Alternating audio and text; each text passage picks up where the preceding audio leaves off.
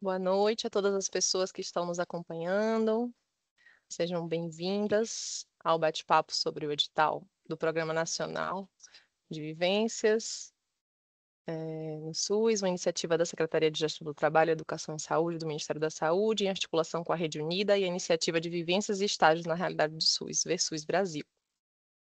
Eu sou Carolina Vera, sou fisioterapeuta e sanitarista de formação, estou como consultora técnica da Coordenação Geral de Integração, Ensino, Serviço e Comunidade da Secretaria de Gestão do Trabalho, Educação e Saúde. Nesse momento eu vou fazer minha audiodescrição e aproveito também para sugerir que as pessoas convidadas também o façam, né, para possibilitar maior acessibilidade às pessoas com deficiência visual que estão nos acompanhando. Eu sou uma mulher parda, tenho cabelos ondulados, eles Brasil. estão soltos, Eu sou os Carolina óculos. Vera, fisioterapeuta e sanitarista. Tá dando um retorno aqui, acho que tem alguém com áudio aberto. Só um minuto. Tá, vou repetir. Eu sou uma mulher parda, tenho cabelos pretos ondulados, eles estão soltos, eu uso um óculos de grau castanho, estou com um batom rosa e vestindo uma camisa de cor salmão e um blazer preto. Bom, pessoal, o objetivo desse bate-papo hoje é explicar um pouco sobre o edital que foi lançado no último dia 15 de outubro e que está com as inscrições abertas até o dia 30 de novembro para a seleção de 300 projetos de vivências no SUS. E aí, para contextualizar, as vivências no SUS ela tem como propósito fortalecer e aprimorar a formação de estudantes, de residentes, de trabalhadores, de gestores, docentes, né, dos movimentos sociais na área da saúde, através da ênfase no trabalho em equipe, na promoção da equidade, no aprimoramento dos modelos de atenção, da gestão em saúde, né? E por meio da integração entre ensino, serviço e comunidade, as vivências elas contribuem para o fortalecimento do SUS e da participação popular, reafirmando o compromisso com uma formação crítica, transformadora, né? Voltada para o Sistema Único de Saúde e para as necessidades da população brasileira. Então, antes de passar a palavra, eu gostaria também de convidar as pessoas que estão nos assistindo para que compartilhem esse link com seus pares, né? Para que mais pessoas interessadas tenham acesso a esse conteúdo, que interajam no chat, façam perguntas que os nossos convidados vão responder ao longo da apresentação. Lembrando que essa gravação vai ficar disponível no canal do DataSUS e da Rede Unida. Bom, então nesse momento nós vamos transmitir uma saudação inicial do secretário de Gestão do Trabalho, Educação e Saúde do Ministério da Saúde, Felipe Proenço.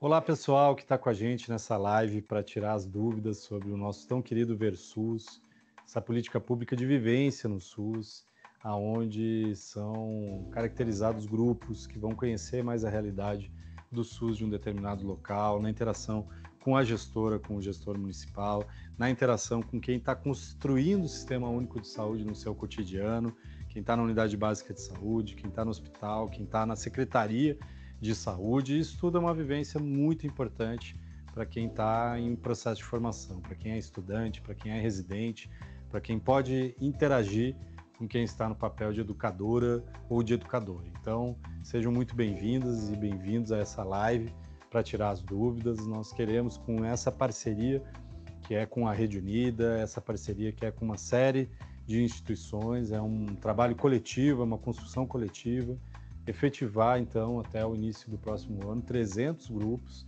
A gente sabe que isso vai envolver pelo menos 9.000 estudantes, mais os responsáveis pelas vivências também, de modo a atingir pelo menos 13.000 diretamente envolvidos nesse processo de formação.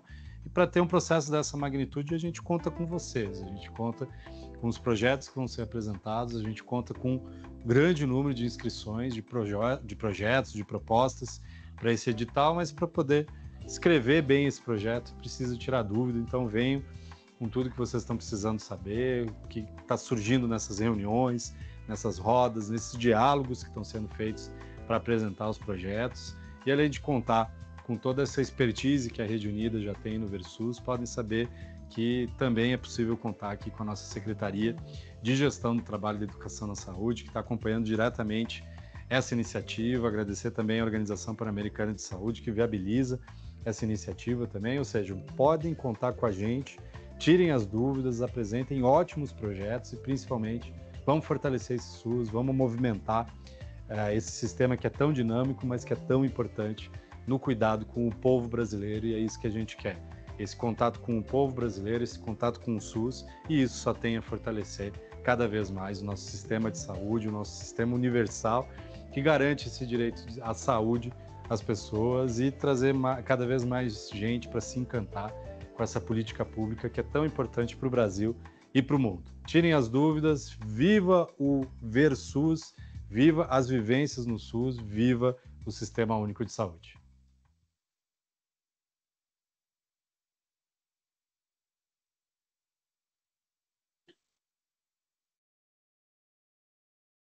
Muito obrigada, senhor secretário, pelas suas palavras, sua contribuição. Agora eu gostaria de passar para o coordenador da Rede Unida, Alcindo Ferla, para realizar uma breve saudação inicial. Olá a todas as pessoas que estão conosco. Fico renovado toda vez que ouço o nosso queridíssimo Felipe Proenço falando do VerSUS, assim como do nosso queridíssimo ministro Padilha, com os quais não só nós compartilhamos essa retomada do VerSUS, das vivências, e vivências é a expressão mais significativa, tanto do programa de vivências quanto do VerSUS. A gente está falando de aprender com o corpo, a gente está falando de aprender com o território, a gente está falando, portanto, de inovações na formação que desde os anos 2000, nas primeiras diretrizes curriculares, aparecia com uma expectativa grande de mudança, na interação forte com os territórios, que é o que retoma agora nos projetos, mas então eu fico bem feliz de ouvir que essa iniciativa, que pertence lá da primeira edição da Política de Desenvolvimento da Educação e do Trabalho no SUS, em 2003, a gente está comemorando 21 anos. No lançamento do edital, inclusive, nos ocorreu de reconhecer a participação importante aí de um conjunto grande de pessoas, mas objetivamente a gente chega neste momento e se depara com o maior edital que nós já tivemos das vivências e, portanto, como disse o secretário Felipe, a gente precisa aí de uma rede de cooperação enorme. O projeto, ele de novo, se apresenta aí com uma articulação, com uma parceria entre o Ministério da Saúde, a CEGETES, a Rede Unida e a Organização Pan-Americana da Saúde, que é muito relevante para a viabilidade sempre dos projetos. Então, a gente espera que todas as pessoas tenham não só muitas dúvidas para saneá-las aqui e para a gente ter, como disse o secretário, projetos muito bons.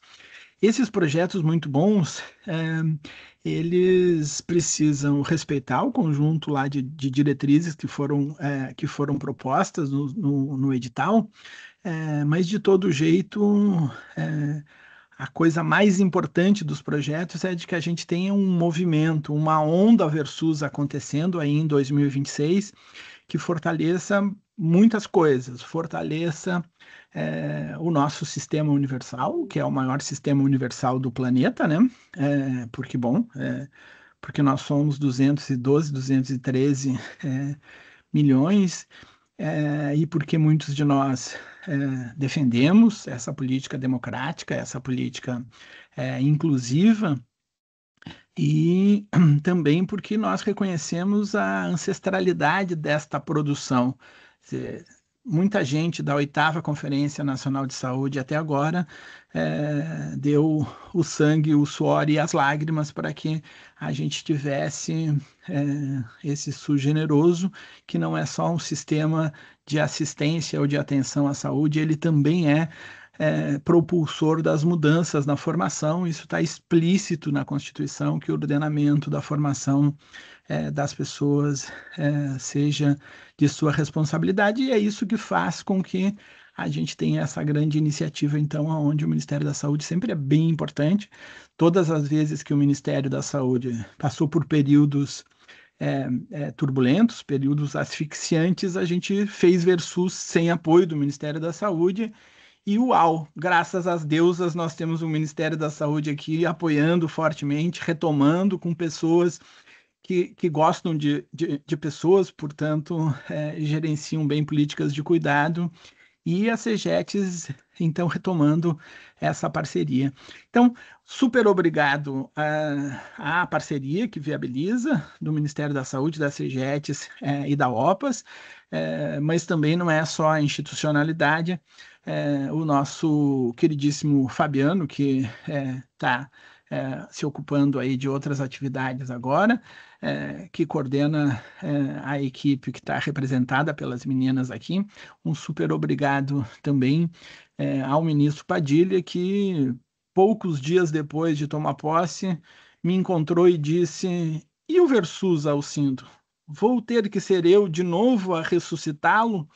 E aí eu me lembrei que quando ele foi ministro antes, também a gente tinha passado por um período mais difícil, onde era exígua a possibilidade de fazer Versus, a gente fazia na resistência, e ele, nos primeiros dias, disse da importância. Mas ele disse da importância não só pela parceria com a Rede Unida, ele disse pela importância porque nós, desde o movimento estudantil, vínhamos criando essa coisa freiriana de dizer que a gente não aprende só com a razão, a gente não aprende com a sala de aula apenas, que a produção da saúde é um processo complexo e ele é muito associado aos territórios. Isso é difícil, muitas vezes, de entrar na sala de aula. Então, a gente tornar os diferentes territórios pelas suas diferenças, espaços de vivência, significa também aumentar a oportunidade de aprendizagem com o corpo, mas também a responsabilidade do conjunto de estudantes, de residentes, de trabalhadores, de gestores, de docentes de instituições de ensino, de instituições da saúde que vão se envolvendo aí para que a gente tenha uma formação mais generosa.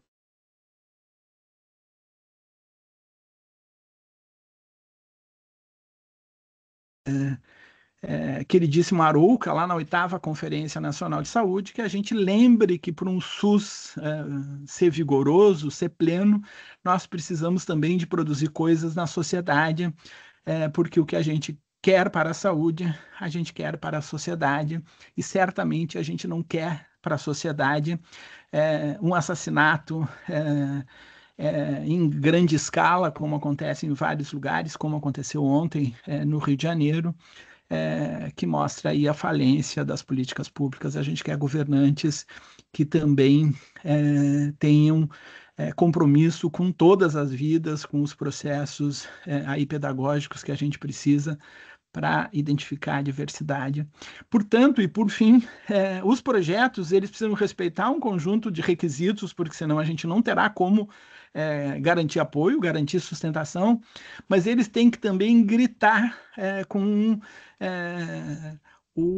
a organização com territórios locais. Se nós tivermos territórios quilombolas, eles são fundamentais na vivência, porque a gente não tem essa vivência regular nos processos de formação. Se a gente tiver territórios indígenas, se a gente tiver experiências de diálogo intenso com os movimentos sociais importantes, esses que vitalizam a democracia, com o MST, com os movimentos dos diferentes movimentos das populações negras, com os diferentes movimentos que desnaturalizam a violência de gênero, né? Porque, bom, eu falava de uma violência à periferia, mas nós também temos violência de gênero, nós temos a população LGBTQIA+, exposta sempre por conta de preconceitos. A gente precisa organizar essas vivências, porque as vivências são ao mesmo tempo aprendizagem e posição política e posicionamento político aí para a gente ter uma sociedade melhor e, como nos disse o Arouca, o SUS será melhor se a sociedade for melhor, e o SUS tem uma contribuição grande aí para fazer a inclusão. Então, bom trabalho a todas as pessoas e todas as instituições. É preciso que nós tenhamos muitas paternidades e muitas maternidades envolvidas nos projetos locais, que a gente faça grandes redes de cooperação que apareçam nos projetos, que a gente, então, também germine, aproveite os movimentos e as redes que já estão, mas também faça germinar mais, porque a mudança na formação também é a formação para a defesa e para expansão da qualidade no SUS, para garantir reconhecimento a esse monte de projetos interessantes que o Ministério da Saúde vem fazendo. O Agora Tem Especialistas, que está invertendo essa coisa indigna que é a pessoa estar numa fila de espera que não anda, mas que de qualquer forma fala também do seu risco de vida e da sua sensação de abandono. Para ser SUS, nós precisamos que ele seja cuidador, inclusivo, democrático, e ele também seja formador. E aí está aqui a nossa oportunidade de ter bons projetos. O que nós mais queremos é que nós tenhamos muitos processos e que tenhamos muito trabalho para avaliá-los, para hierarquizá-los. E o secretário Felipe falou das metas formais, e eu quero aqui dizer que, na minha opinião, onde cabem 10 mil, cabem 15 mil. E, bom, quiçá a gente consiga tornar essa oportunidade, que ela é a maior, que é o maior edital que nós já tivemos, também uma oportunidade de enorme transformação da formação e da sociedade. 2026 é um ano muito sensível, muito específico, muito importante para a gente fazer boas conexões que saibam defender todas as vidas e saibam produzir equidade. Então, sucesso para a nossa live, sucesso para o trabalho de vocês de escrever bons projetos, e estou mobilizando vocês para nos dar muitos trabalhos. A gente tem muitos projetos com coisas muito legais e a gente tem muita dificuldade de hierarquizar e, portanto, faça o esforço de caber mais e mais e mais. Tá bom?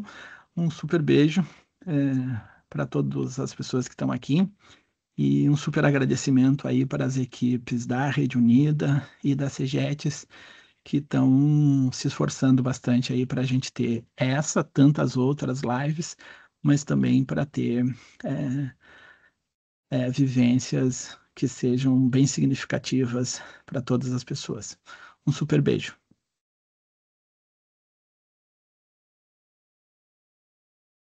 Muito obrigada pelas palavras, Elcindo. Aproveito para reiterar, né, a importância do agradecimento à Organização Pan-Americana de Saúde. Acabou não vindo na minha fala, mas agradecer, né, pela viabilidade desse projeto, pela parceria desse projeto, que estão juntos com a gente. Então, eu vou passar agora a palavra para Virgínia Portes e Daniel Fernandes, que são representantes da Rede Unida, que vão trazer um pouquinho dos detalhes desse edital, né, sanar as dúvidas em relação à submissão de projetos, enfim, tudo que vocês precisam saber para escrever um bom projeto, né, e participar desse processo seletivo. Vou estar com vocês, pessoal. Olá, pessoal. Vocês conseguem me ouvir e me ver? Boa Sim, noite, então, a todos. Acho que Dani, eu me apresento e aí passo a palavra para ti, pode ser? sim. Então, eu sou Virgínia Portes, eu sou uma mulher de altura mais ou menos de 1,60 m, eu tenho cabelos castanhos, claros, e minha pele é clara, e atualmente, hoje estou aqui vestindo uma blusa preta, né, com óculos também, e atualmente eu estou na coordenação pedagógica do Projeto Versus pela Rede Unida. Vou passar então a palavra para o Daniel Fernandes se apresentar e depois a gente retoma a apresentação. Então, boa tarde a todas e todos, sejam muito bem-vindos e vindas, né? Eu me chamo Daniel Fernandes, né? Faço parte da equipe técnica do projeto Versus e agora também do Vivências no SUS, pela Associação da Rede Unida, né? Então, a minha pele é clara, com cabelo curto, já grisalhos também, né? Faço uso de um óculos de grau, né? Na cor de armação cinza, né? Estou vestindo uma camiseta branca, né, com a logomarca já do Versus, né, Vivências e Estágios na Realidade do SUS. E a gente vai ter um bate-papo muito legal aqui nesse Tira Dúvidas, né, trazendo todos os esclarecimentos, todas as dúvidas e questionamentos que foram surgindo aqui ao longo da live, né. Pode iniciar, Virgínia, tudo certinho aqui. Perfeito. Gente, eu vou começar a compartilhar então, e aí eu não consigo mais vê-los. Por favor, quaisquer interrupções, vocês me acionem aqui. Prontinho. Já está agora em Prontinho? tela. Uhum. Tá bom, Primeiro obrigada. slide, ok. Obrigada, Dani. Bom, então nós pensamos esse momento, né, com bastante cuidado, bastante carinho, né, para que vocês pudessem estar conosco para nós fazermos aí uma rodada de tira dúvidas do edital, né? Então, nós vamos abordar hoje as questões do edital número 8 de 2025, em que nós descrevemos o Programa Nacional de Vivências no Sistema Único de Saúde, Vivências no SUS, em articulação, então, com o VerSUS, né? Com o projeto Vivências e Estágios na Realidade do Sistema Único de Saúde, nessa edição de 2026. Bom, do que se trata esse edital, né? Esse edital, ele é, então, direcionado para os projetos das vivências. Então, neste momento, não se trata de inscrições de participantes, dos viventes, dos facilitadores. Esse processo, ele é secundário. O edital vai receber projetos das equipes de trabalho local, né, em que será um coletivo organizado a partir de alguns critérios e premissas do projeto, que vão desenhar os projetos nos seus territórios e vão submeter à apreciação da Rede Unida, né? Nós faremos, então, essa análise. E aí, num segundo momento, nós teremos, então, essa seleção já nos territórios. Então, a gente está falando, né, de um objeto, de uma seleção de projetos de vivência que vão envolver os residentes em saúde, os estudantes de graduação de nível superior e também da educação profissional técnica de nível médio, né, com idade, então, superior a 18 anos. Ao longo do projeto, nós selecionaremos em torno, né, em torno não, 300 vivências que vão estar condicionadas, é claro, à questão orçamentária no momento da seleção, e isso a partir dos critérios, né, então, que estão expostos lá no nosso edital. Então, a gente está falando, né, de uma proposta, de um projeto que tem a imersão de residentes em saúde, estudantes de graduação e dos cursos técnicos também. Nós estamos falando de vivências que vão ocorrer entre 5 e 7 dias, entre os meses de janeiro e maio de 2026. E aí, quais são esses itens, né, que a gente pensa que são importantes na vivência, tanto para contrapartida dos territórios como subsídio da Rede Unida? São esses 3 itens que marcam a vivência, que é a alimentação, a hospedagem e o transporte interno. Então, todos esses critérios e esses detalhes, né, essas minúcias de como vai acontecer, está exposto lá no nosso edital, e também o formato de avaliação dos projetos. No site da Rede Unida, juntamente com o edital, está exposto, está publicado o modelo de projeto. E aí lá nós fizemos, né, esse instrumento, que é um subsídio para que as equipes de trabalho locais desenhem o projeto e consigam, então, submeter a partir desse formato, né? O que a gente precisa, então, se atentar ao período de submissão, que abriu agora dia 15/10 e encerra dia 30/11, no horário de Brasília, até 23h59, e precisam ser enviados para este e-mail, né? O e-mail do VerSUS, redeunida.org.br. Nesse mesmo e-mail, nós estaremos recebendo as dúvidas, né? Quaisquer que surjam, nós também responderemos por lá. Então, para reforçar que a equipe de trabalho local, né, esse pontapé inicial do desenho do projeto, ela tem uma composição mínima, que os responsáveis devem, então, se atentar, que são, né, o representante indicado pela gestão do SUS, um estudante de graduação de nível superior em saúde, um estudante da educação profissional técnica de nível médio em saúde, um residente em saúde, um docente de instituição de ensino que ofereça cursos na área da saúde de graduação ou educação profissional e técnica, um representante dos movimentos sociais que atue no território onde será realizada a vivência, e um representante indicado para o apoio na área de comunicação. Esse último ator, ele é novo, né, neste edital, porque nós estamos compreendendo que é um ator aí muito importante para o acompanhamento das vivências in loco, né? Então, aqui está o site, né, o print do site da Rede Unida, onde está exposto o edital e também o modelo de projeto. Na nossa tela aqui no cantinho inferior direito tem o QR Code para um acesso mais rápido. Então, nós convidamos aqui todas e todos que acessem o nosso edital, nos escrevam se dúvidas e vão aí construindo projetos bem lindos, bem potentes, né, a partir das necessidades das redes disponíveis nos territórios. Aqui, então, nós trouxemos o cronograma de execução, que é preciso bastante atenção, afinal de contas, o tempo passa muito rápido, né, e a gente tem bastante trabalho, então a gente pede que vocês se atentem aí para as datas. Então, se nós olharmos aqui, com maior detalhe, nós verificaremos que no período ali de dezembro, né, de 1º a dia 14 de dezembro, é o momento que nós analisaremos os projetos submetidos, e aí dia 15 de dezembro, nós faremos a publicação dos projetos selecionados. Aí, a partir desse momento, é que as equipes de trabalho local vão se organizar para as suas seleções nos territórios, né? Então, a deliberação com as equipes de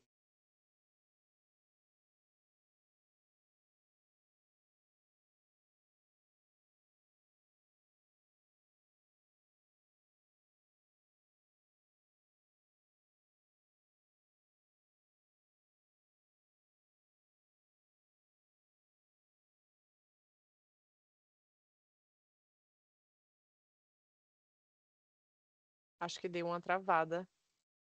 Sim, a Virgínia, eu acho que travou aqui. Daniel, você consegue? Sim, vamos continuar daqui sem problema nenhum. Pronto, vamos nessa. Então, aqui dando continuidade nesse cronograma de execução, né? Conforme a Virgínia havia falado, tem esse período, então, da análise dos projetos. No dia 15 de dezembro é quando a gente faz a publicação dos projetos selecionados, são né? as equipes de trabalho local. Vocês estão me Oi, ouvindo? Vi, eu só vou Oi? pedir que você retome a tela do cronograma, porque você travou e eu estava tentando dar continuidade lá daquela finalização. Ah, claro. Vocês estão Podes, me ouvindo? agora sim, estamos te ouvindo e te assistindo também. Eu ia dar continuidade ali no momento que a gente faz a publicação no dia 15 de dezembro dos projetos selecionados e, na sequência, já as deliberações com as equipes de trabalho locais. Isso. Perfeito. Estão me ouvindo agora? Sim, estamos te ouvindo e te assistindo também. Tá bem, então. Essa tela vocês chegaram a ouvir ou não? Não, realmente travou foi na parte final ali do cronograma de execução. Tá bem. Aqui eu expus então que nós iniciaremos, né, as dúvidas que nós recebemos até o momento dos nossos canais institucionais, pelo e-mail institucional e também pelo Instagram da Rede Unida, e também outras dúvidas que a CGETS recebeu nos seus canais de comunicação.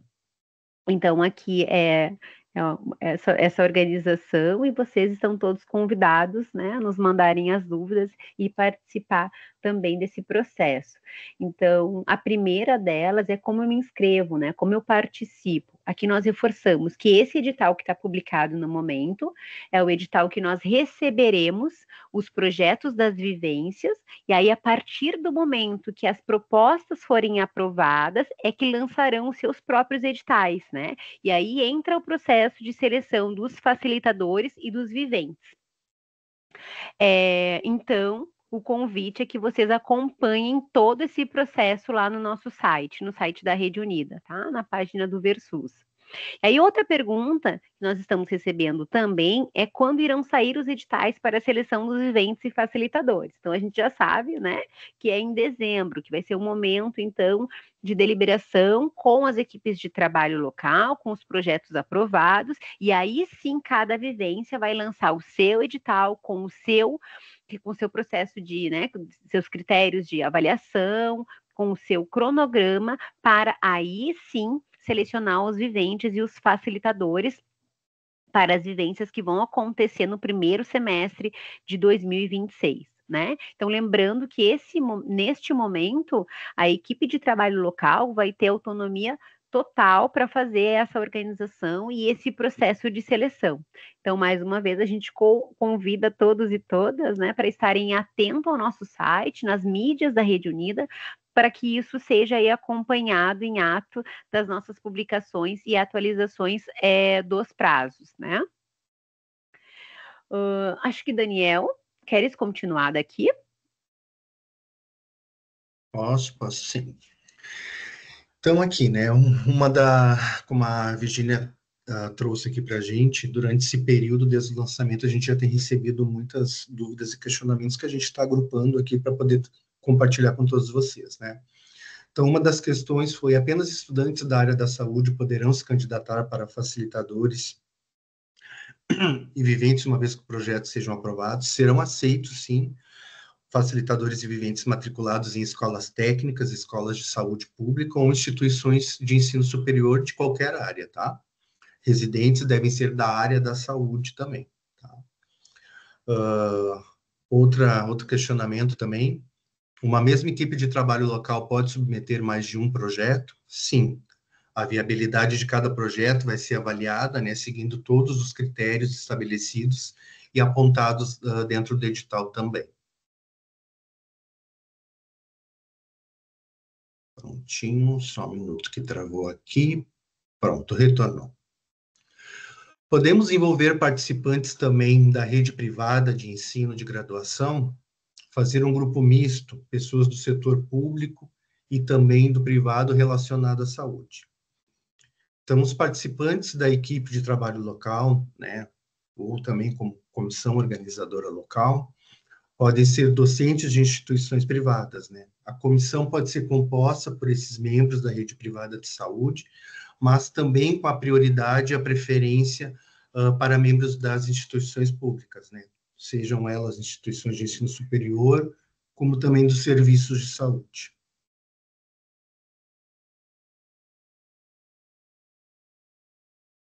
Prontinho, só trava um pouquinho na troca de tela para mim aqui, mas veio.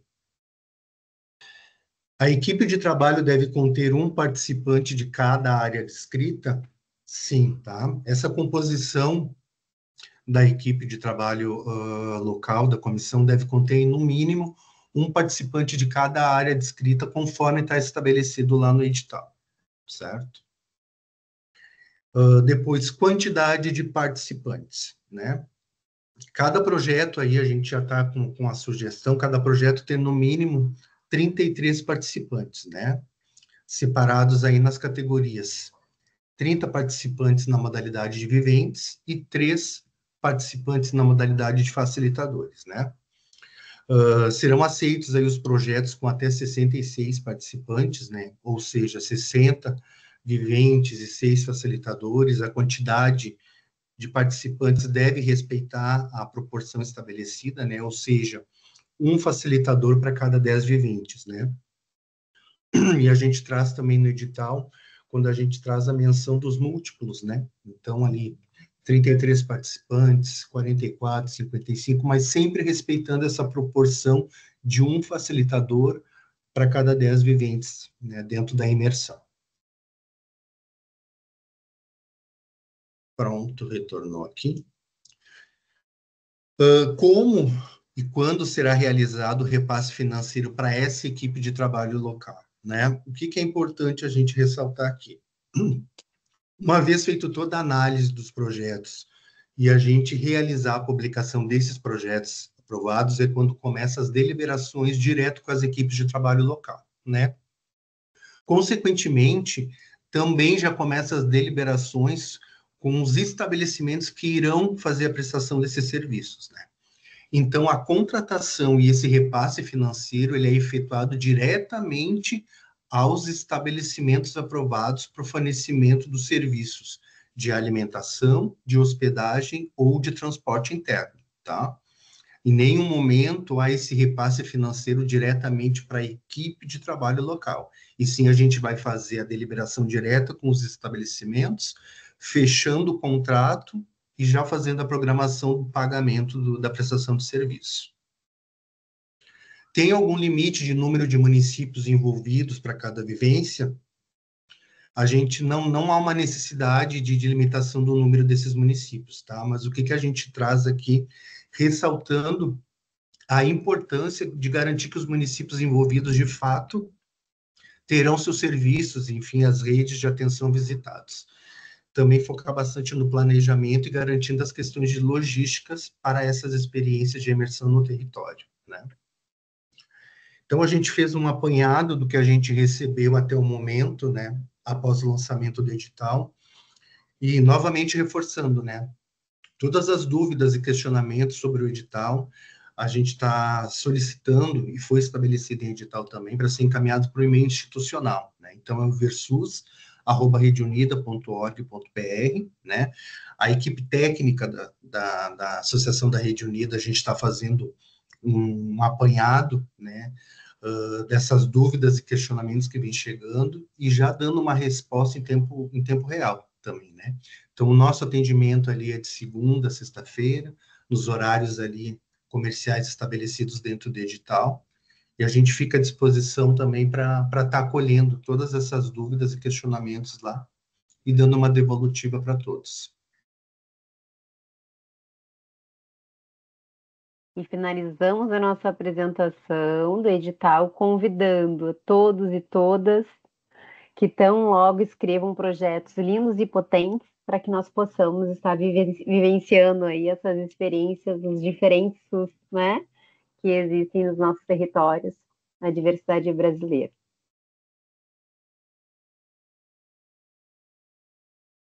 Virginia, Daniel, acho que a gente poderia passar agora para as perguntas que foram no chat, né? As meninas colocaram aqui para a gente.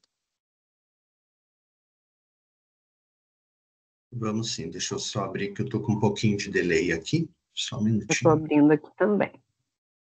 Aqui no nosso chat do Teams.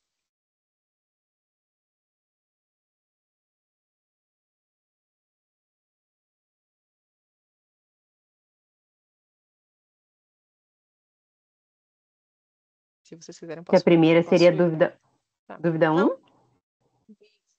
Tá, dúvida 1, então, gostaria de saber como o profissional do SUS pode participar, né? O profissional do SUS, então, pode participar, deve participar enquanto comissão organizadora, que é a equipe de trabalho local, né? E se a gente está entendendo que esse profissional do SUS também é residente, ele pode participar no processo de formação como vivente, né? Como facilitador. A segunda pergunta seria, stricto sensu também, mestrando em saúde? Estou entendendo que essa pergunta, se é o mestrando para compor a equipe de trabalho local, sim, né? Mas o mestrando não entra como vivente facilitador, né? Porque lembremos que o perfil deste participante é curso técnico, graduação e residência em saúde, né?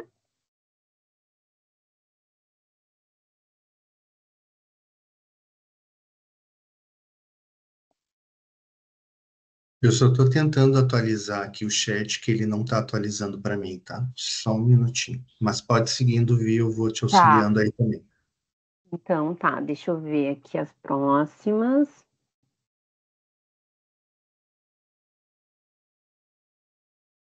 Sobre a diferenciação de vivente, facilitador e comissão organizadora, o edital prevê de participantes o número de 30. Acho que aqui era reforçando essa proporção, então nós apresentamos... Ele complementa embaixo falando sobre o financiamento, né? Se a comissão organizadora, 7 pessoas da comissão organizadora entraria nesse financiamento também, no custeio, ou se é só para os viventes e facilitadores. Perfeito, entendi. Acho que Daniel Fernandes pode responder essa para nós. O edital ele é destinado exclusivamente aos viventes e facilitadores, tá? A composição e os integrantes da comissão organizadora local ou a equipe de trabalho local, eles não entram nessa somatória para os itens de alimentação, transporte e hospedagem, tá? E no edital a gente traz isso também de forma muito explícita, né? Nós estamos trabalhando aí com 9.900, né, participantes, Então, a comissão organizadora local, ela não entra nesse cálculo, né, no momento de fazer a pesquisa de mercado e as cotações junto aos estabelecimentos. Acho que também, né, nessa dúvida 3, era a diferenciação entre o vivente, o facilitador e a comissão organizadora, né, da função. Então, o facilitador vai ser aquele que preferencialmente tenha passado pelo processo de formação de facilitadores que aconteceu no primeiro semestre em cada região, né? A partir de um edital de seleção que seja feito, ou enfim, sua comissão organizadora que vai definir, né, como será feito o processo seletivo desses facilitadores e viventes. O vivente vai ser o estudante que vai estar experimentando a imersão, né? Conhecendo o serviço, participando das rodas de discussão, de debate, né? E o facilitador mediando essa imersão com ele, né? Mediando as visitas, mediando as discussões, né? Facilitando o processo, né, formativo.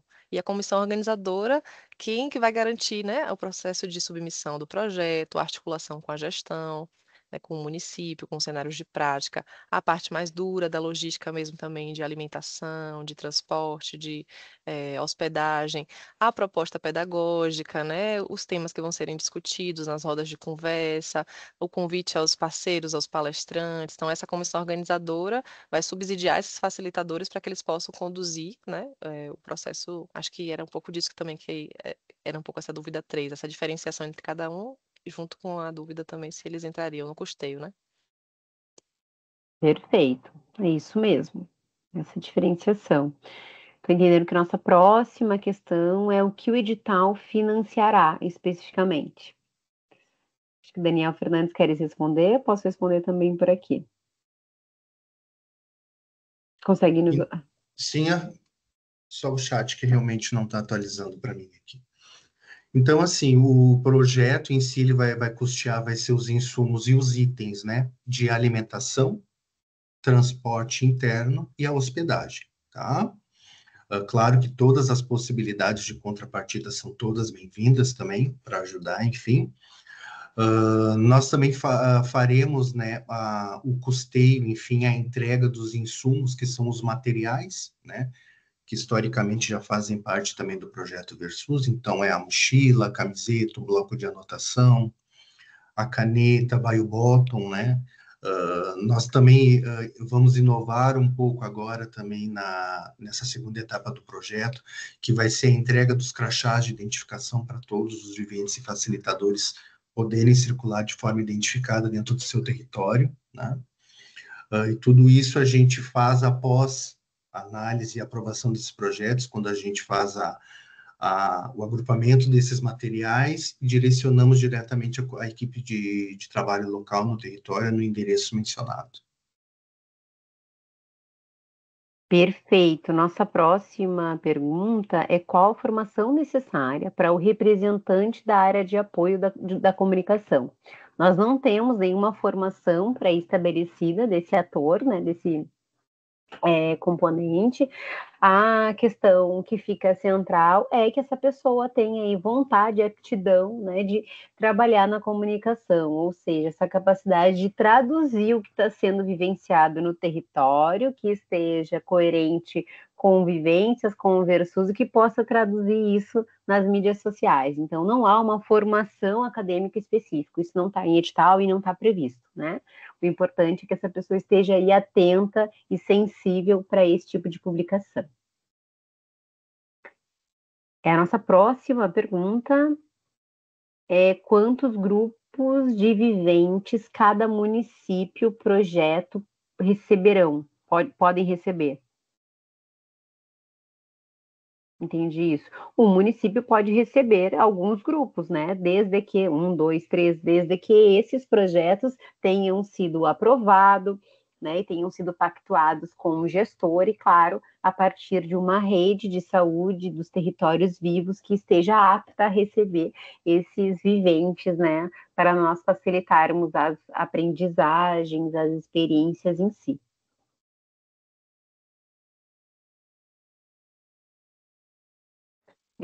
Podem explicar melhor a quantidade de pessoas que cada projeto pode comportar? Acho que, Dani, queres falar um pouquinho sobre? Nós já falamos, né? Mas... Isso, exatamente. Cada proposta recebida, a gente já deixou ali uma uma quantidade estabelecida de 33 participantes por vivência, né? Tratando aí dos seus múltiplos também. Ou seja, 30 viventes para 3 facilitadores, né? Novamente reforçando uma proporção de um facilitador para cada grupo de 10 viventes, tá? Eu acho que é bom só a gente reforçar novamente que nesse cálculo da vivência não há inclusão dos integrantes da comissão organizadora local ou da equipe de trabalho local, tá? Perfeito. Outra dúvida que surgiu também no chat é se serão aceitos estudantes brasileiros que estudam em outro país. Sim, não há nenhuma possibilidade desse estudante se inscrever lá no processo, né, lá no projeto do território, que serão mantidos e serão organizados pela equipe de trabalho local. Não há nenhuma impossibilidade de participação. Uma outra dúvida é a seguinte: se optarmos por fazer com 66 pessoas, como submetemos 2 projetos que podem ocorrer simultaneamente? Daniel, queres responder?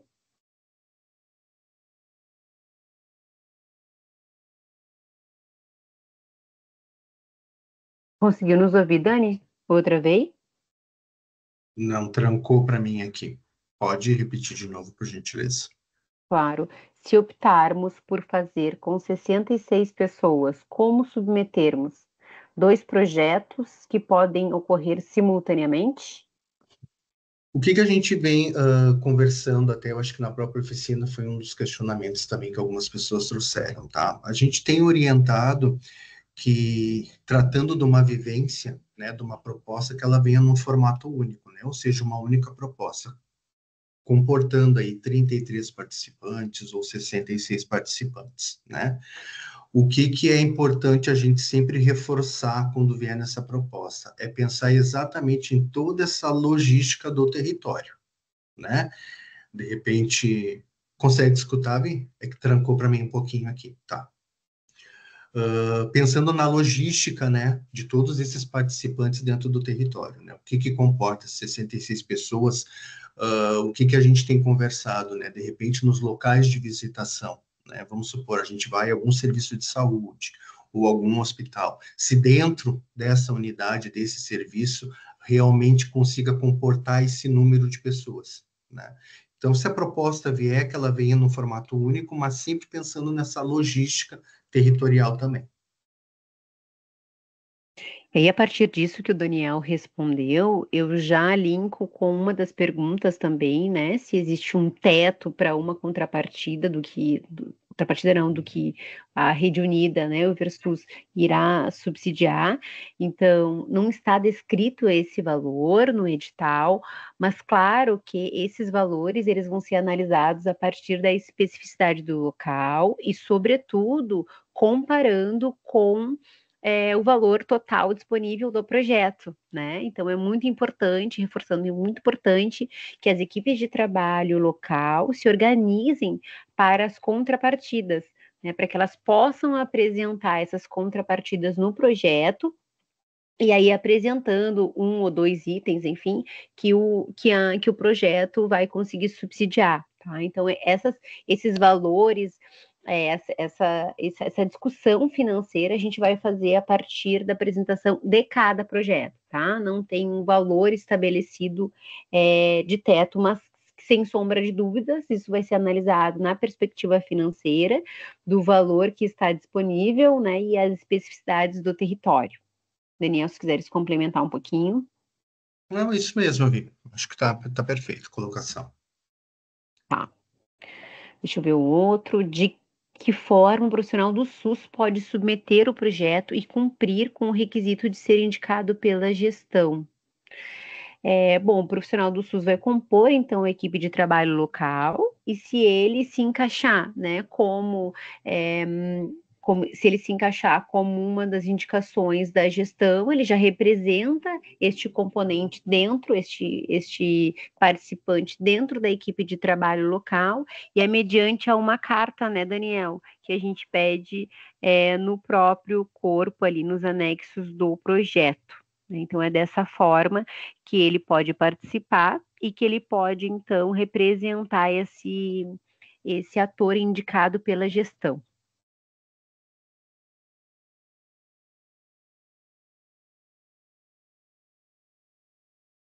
Perfeito. Aqui também, complementando, né, essa pergunta, que gera muitas dúvidas, pensando que um representante da gestão, indicado da gestão, é essa figura do gestor maior, né, de um coordenador, de um diretor, ou em alguns casos, o próprio secretário da saúde. Então, reforçando que essa indicação não necessariamente é esse gestor, né? Ele pode ser um trabalhador da gestão, pode, então, representar a gestão em um nível, né? Desse formato. Eu acho que essa aqui nós já respondemos sobre o quantitativo. O Daniel respondeu aqui. Eu acho que a gente pode já tratar, eu acho que fecha para mim a atualização. Eu vi uma que era uma dúvida 15 que apareceu ali quanto a espaços com acessibilidade, que agora para mim fechou novamente aqui.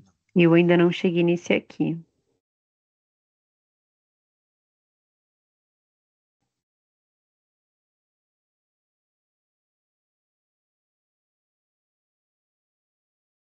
Acho que tem uma aqui, Daniel, que tu podes contribuir bastante, que é sobre a nota fiscal emitida pelo local de hospedagem.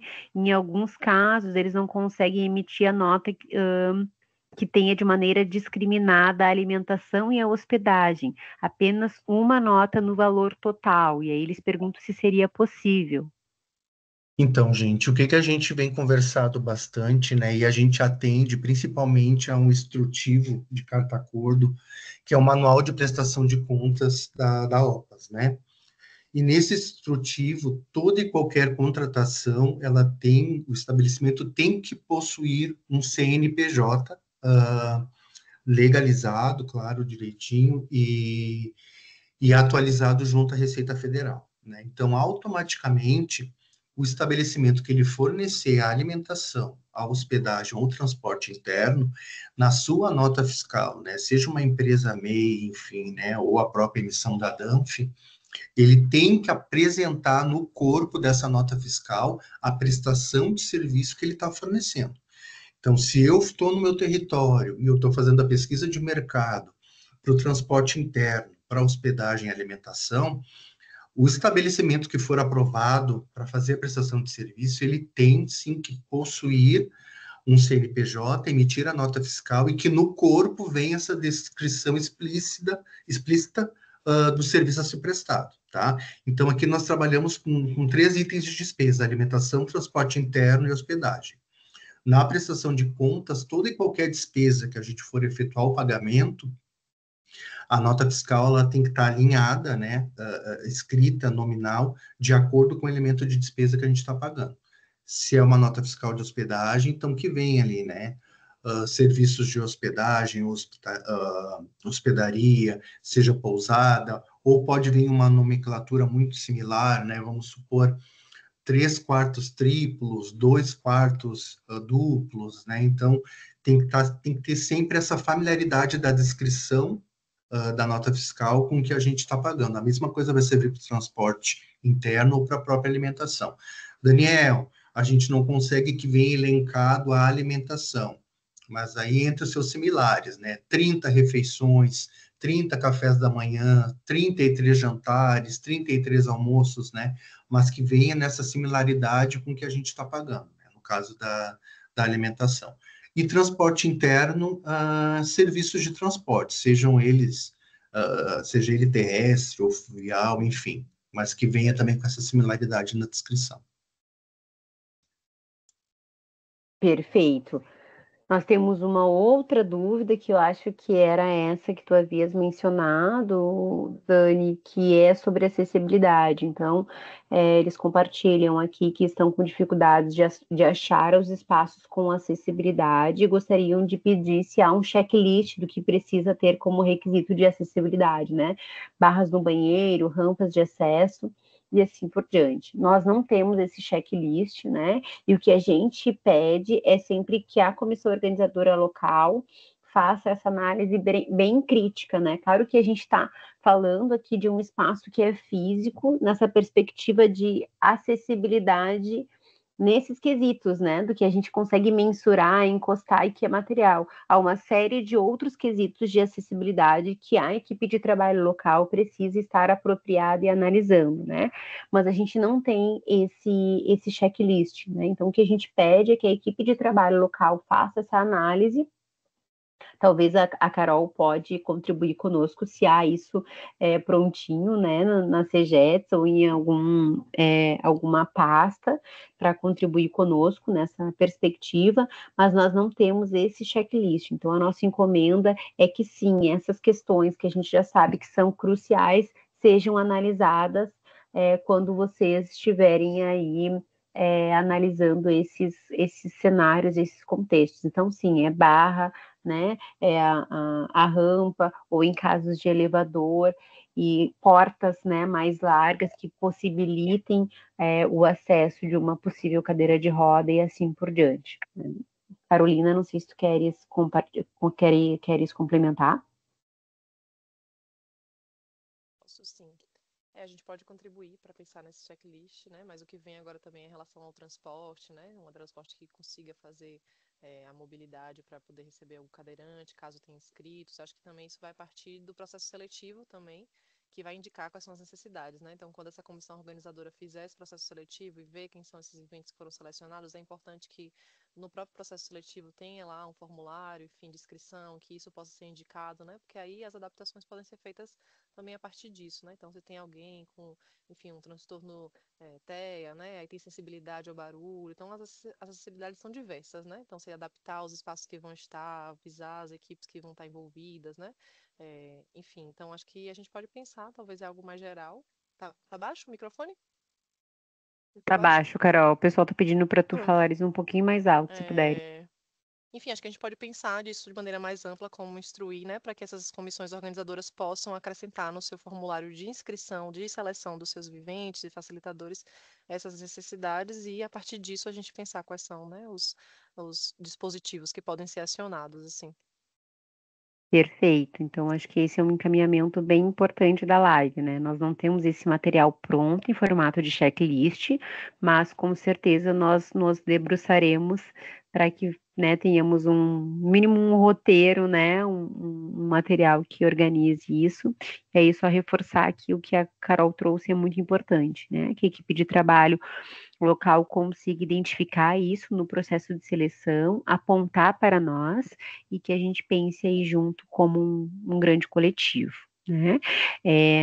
O pessoal nos informou, então, que concluiu a coleta das perguntas, digamos assim, né? A transmissão das perguntas lá na nossa transmissão ao vivo, e aí nós gostaríamos de reforçar para todos e todas que nós estamos aí recebendo as dúvidas pelo nosso e-mail institucional, também pelo nosso canal no YouTube, e que, por favor, perguntem, né, e participem desse processo para que nós possamos aí ter produção de projeto de uma forma muito potente que traduza, né, as nossas potencialidades nos territórios vivos. Aí. Daniel quer fazer uma fala também de fechamento? Eu acho que é só agradecer a participação de todas e todos aqui, né? E principalmente eu acho que agradecer a equipe técnica da Rede Unida, assim como a equipe técnica também da CEGETS, por essa parceria, né? E essa aqui é só a primeira live de muitas que vão acontecer ainda pela frente, né? Mas eu acho que colocando sempre a Rede Unida, a CEGETS, à disposição de todas e de todos, né? Para dúvidas, esclarecimentos, a gente tem um canal aí muito parceiro entre as duas instituições. E a gente está aguardando aí essa remessa grande na expectativa de muitos projetos chegando aí para a gente. Muito obrigada, Virginia e Daniel, por essa contribuição, né, por elucidar essas questões tão importantes, né, para que as pessoas possam submeter de maneira mais segura esses projetos. Acho que agradecer a vocês, né, agradecer a Rede Unida mais uma vez, a OPAS, agradecer a todo mundo que participou, né, que fez perguntas, que estão aí empenhados na construção desses projetos, dessas articulações, que a gente possa ter centenas de projetos submetidos e em breve muitas vivências, né, Brasil afora, e contribuindo para a reorientação dessa formação, para o fortalecimento do SUS como escola, né. A gente costuma dizer que as vivências são um marco, né, divisor na formação de todos nós que participamos, né. Hoje a gente tem uma equipe enorme aqui no Ministério da Saúde que teve esse momento como aquela sementinha que foi plantada ali, a ideia do SUS, né? Na sua visão de mundo, no seu desejo de direção para o seu trabalho, de formação. Então, a gente sabe que é um projeto muito especial, muito importante, que muda mesmo a vida, que reorienta a mesma formação, que faz com que a gente repense, né, nossa força social do trabalho, para onde a gente quer destinar. Então, estamos muito felizes desse edital estar aberto e, enfim, que tenhamos muitos projetos. É isso, gente, agradecer. E se restaram dúvidas, né, tem aí o e-mail da Rede Unida, versus@redeunida.org.br, está no edital, então é isto. Abraço. É isso, Carol. Muito obrigada a todos e todas. Um grande abraço.